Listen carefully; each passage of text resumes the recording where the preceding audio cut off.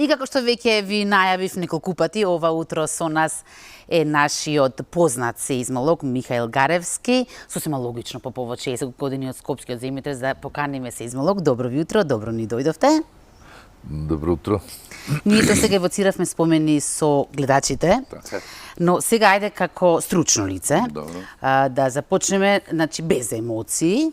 Вие како би го опишале овој земјотрес? Па, познат е интензитетот и магнитудата на Скопскиот земјотрес, но за жал немаме записи на земјотресот, затоа што обично тие сеизмолошки инструменти локални, тие се направени да регистрираат помали земјотреси и практично записот го немаме, но Скопскиот земјотрес беше со магнитуда 6-7, релативно плиток, и се знае магнитуди веќе кои што се приближуваат до 6 дека сигурно ќе донесат до рушења и до големи штети.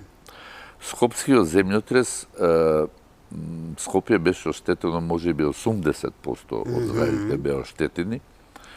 И што беше резултат на тоа? Сигурно прво дека силината, иако не се вбројува во силни земјотреси, такви земјотреси како Скопскиот годишно насекаде во светот има околу 120, значи за разлика од оние кои што се измеѓу 7 и 8, кои што ги има само 12, како што беше турскиот. Но не со толкави штети како што било. Да, не со толкави штети, но оштетувањата и рушењата беа навеќе резултат на лошиот квалитет на градбите. Какви градби имаше во Скопје пред земјотресот? Значи, прво, имаме една релативно голема група на така наречени адобе конструкции, односно по наше кажано згради од керпич, кои што се со обични цигли од кал и слично. Потоа некоја модификација на нив, каде што имаме дрвени греди, вертикални и диагонални, повторно адобе, тие е интересно, тие се добри, доста од нив не падна, затоа што симулираат еден вид рамовски систем. Потоа доаѓаат стари предратни, пред Втората светска војна објекти, кои што се од масивни зидови од тула, но со дрвени меѓукатни конструкции, и тие се слаби. Генерално, значи, масивните објекти не се добри како згради. И на крај, за жал, доаѓаат релативно нови објекти, како што беше цела населба Карпуш на селбата, кои што повторно беа згради со приземни 5 спрата, но немава столбови, носечки зидови, носечки елементи, и токму поради тоа имаше многу големи штети, бидејќи генерално тулите, зградите не се отпорни на земјотрес, и токму поради тоа имавме така најголемите рушења и најголемиот број на жртви беа во 13-та зграда. Тоа е цела населба со исти тип на објекти се тоа. Имаше 11-та зграда, имам и фотографии од незе, каде што практично, ако не се задлабочите да видите, практично приземјето и првиот спрат не постојат, односно тие беа како палачинка смачкани, да карикирам, и практично има и искази, тоа ќе кажам понатака. Практично таму сите луѓе, за жал, беа убијани, да кажам, а нормално големите спратови беа живи. Значи, претежно објектите кои што се срушија и падна, можеби со исклучок на една, беа од несеизмички објекти. Сите од ние, само уште, би кажал, уште две реченици што е важно, или можда и има и слично прашање. Значи, сите објекти кои што имаа некои вертикални армирано-бетонски серклажи, или да ги речеме рамки, на некој начин останава не толку многу оштетени. Пример се кулите поред Вардар.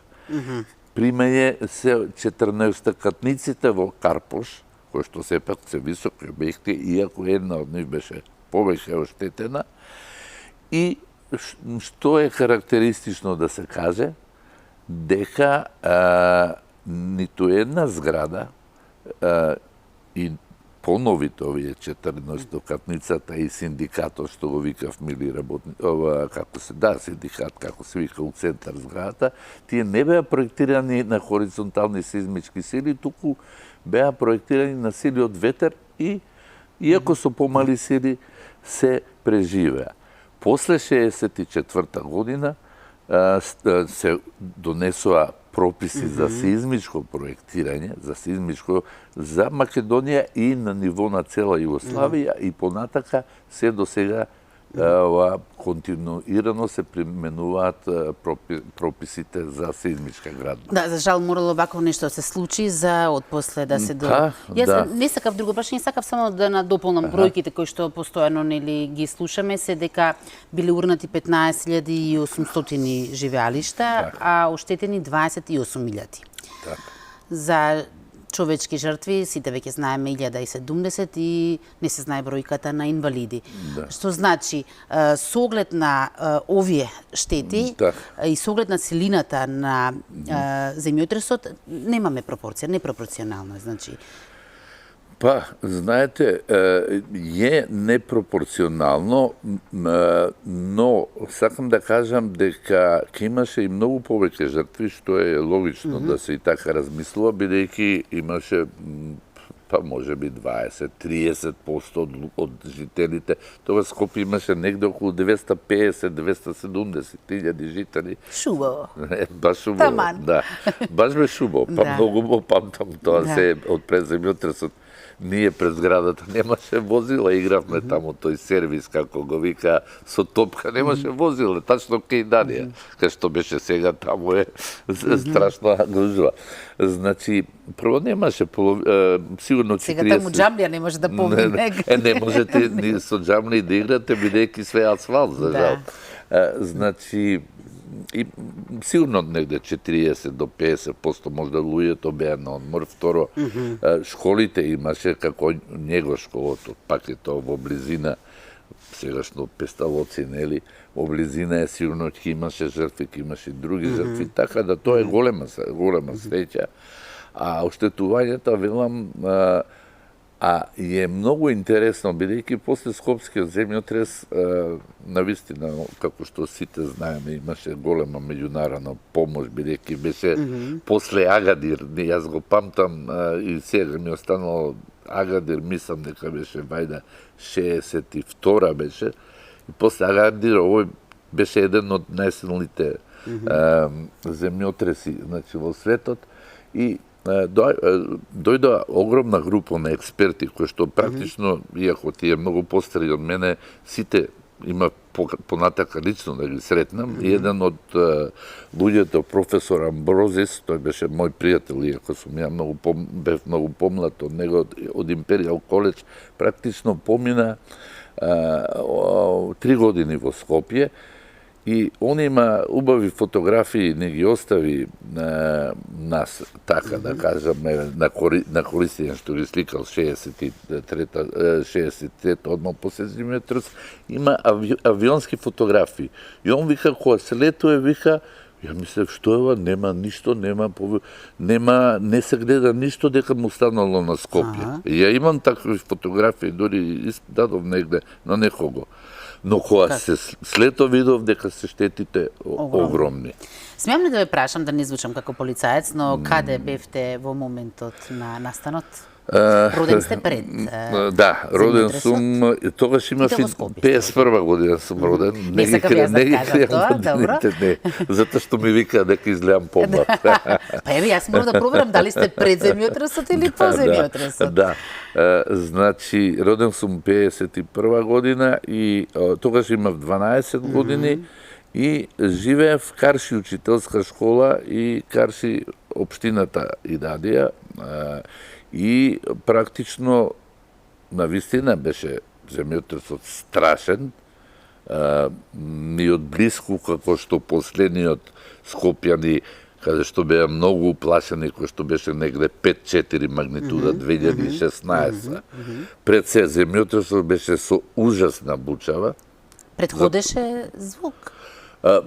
Или добро, сега сте спиеле, па не ја може прво точно, ние, да. што е многу интересно, ја имам, може да кажам, ќе кажам понатака, во моментот иде на анкета што ја прави Институтот за сеизмички отпорни И минатата градби. година И ја минатата, водевте, да. така? Ќе се вратам на него, само да кажам дека практично јас, иако бев 12 години, јас не знаев дали е тоа земјотрес. Страшна бучава, нешто зградата беше уште еден спрат, требаше да се надгради, ја помислив дека плоча, сите некои различни импресии, дека плоча пукнала. Значи, никој во испитаниците, околу 400 имам, ќе зборувам на кратко малку за тоа, 70 на 65% не знаеле дали не биле свесни дали е земјотрес. Што е и многу интересно, тоа се случи и со мене и не можам да сватам зашто пред тоа воопшто во Македонија, па дури на ниво на Југославија не се дискутирало дека на територијата постојат се случува дека сме трусно подраче, бидејќи се знае дека уназад по 500 години во Скопје имало катастрофални земјотреси. Ние не зборувавме воопште, не водевме сметка за тоа. Инаку, да не заборавам во текот на емисијата, значи минатата година Институтот за сеизмички отпорни градби направи еден тип на, така се вика, дали така ни се вика, дојори мембарите на англиски го штампавме еден труд на Европската конференција по земјотресно инженерство во Букуреш и практично имавме составено негде околу 35 прашања. Имавме навистина многу голем одзив од луѓето. Практично ние добивме одговори од деца кои што биле 3 години, 5 години, еве како мене 12 години, што се многу важни искази. Значи имаше 35 прашања и имаше многу интересантни одговори. Например, што вака ви се врежало? Па еве, значи прво што кажав дека грото од испитаниците не биле свесни дека е земјотрес. Второ, поставив јас бидејќи немаше и записи, значи ние збориме за едниот земјотрес, нели тој главниот удар. Се знаеше, ама сите граѓани, негде 60% имаше едно прашање дали беа 2 удари или беше само еден. 65% вела дека да, беа 2 удари. Дали беше првиот посилен или вториот? Некој вела дека биле сведоци нарушени на вториот, а ние малку збориме. Добро, тоа е aftershock, тоа е сигурно за некој. Предпоставувам дека би требало да биде, ако овој беше 6-7, дека тој бил негде магнитуда 5-9, многу близко. Горе-долу исто. И многу, затоа имаше многу оштетување. Поставивме едно прашање што е грешно размислување кај граѓаните, а кое беше, ја тоа стандардно го поставам, бидејќи новинарите ми го поставуваат, дали сметате дека земјотресот од 63-та е последица на поплавата од 62-та? Тоа сите го мислат, да. И дури кога ни кажувате дека нема врска, ние не веруваме, да ви кажеме. Тоа стално се Да, и секогаш кога има поплава, аха, до година сега ќе има земјотрес. Така да, значи сите се убедени во тоа? Негде 65% мислат дека е тоа. Потоа ние на крај оставаме, добро, прашувавме на кој спрат, каква е таа паника, дали сте успеале да избегате за време земјотресот, дали останавте во куќата и слично. И има многу интерес. На крај оставаме самите граѓани своји впечатоци, како го доживеале. Има неверојатно многу, значи, впечатоци.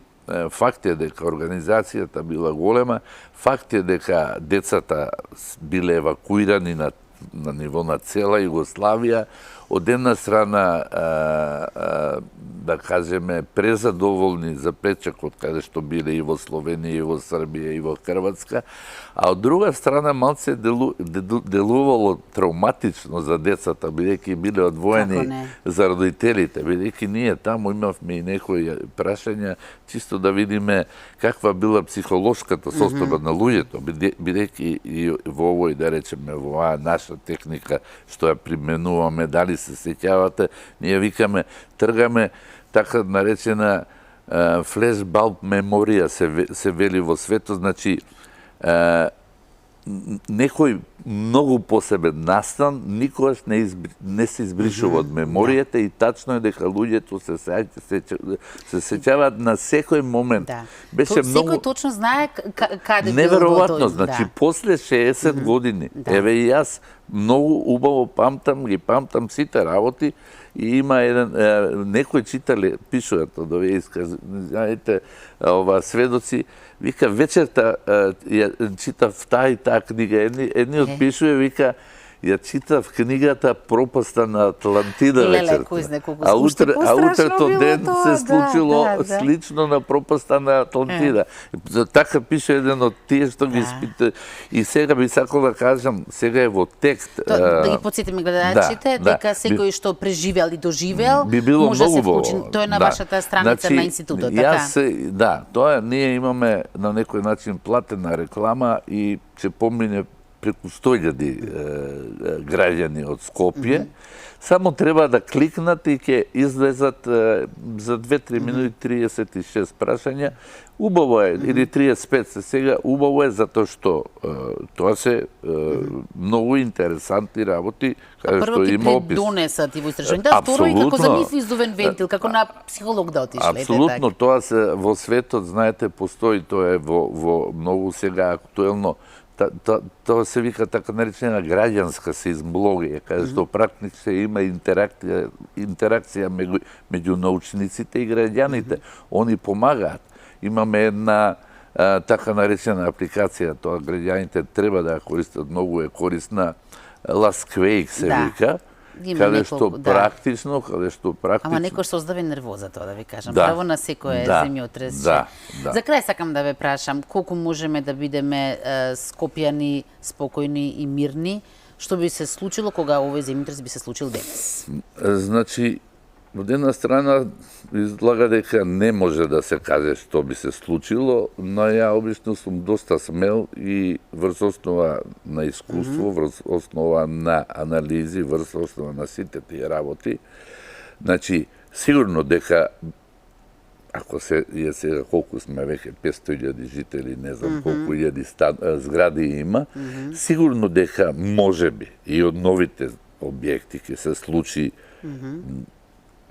да паднат, иако тоа навистина е тешко, но еве да речеме 2-3 згради кај што имало некој катастрофално, не знам, штедење на бетон или конструктивен систем, лош што не можам да го видам, или лошо тло, бидејќи многу пати и амплификацијата влијае, но кој е мојот впечаток? Дека практично, да не кажам на 80% на објектите, дека не би настанало ништо на конструктивните системи, сигурно би имало штети на преградните зидови и паѓање некои на преградни зидови, али и рушење на згради, многу малку оштетување, да не кажам, да не бидам пресмел, практично на најголемиот број на згради не би им се случило дури ни оштетување, ни големи оштетувања на овие обични секундарни неконструктивни елементи.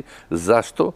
Затоа што од 64-та, граѓаните треба да знаат, од 64-та година па до денеска континуирано се зимаат во презмит-сеизмичките сили. И интересно е да се каже, ова е исклучително интересно, значи во прашалниците кои што ги има, токму поради тоа граѓаните колку веруваат на градбите и сето тоа, значи имаме ние прашање дали во кој период им верувате на градбите кои што се градени. Не знам, дали пред земјата, можда тоа го нема прашање, него дали од 60 до 80, од 80 до 90, од 90 до, не знам, 2014 и од 2014 до 2023. Што мислите, какви се одговори? По земјотресот. По земјотресот, во кој период? Веднаш. Дали до 80, дали после... Мислам дека поодамна, така или не? 80, негде 60% од граѓаните веруваат дека најквалитетни градби се измеѓу 60 и 80. Не е точно. Не е точно.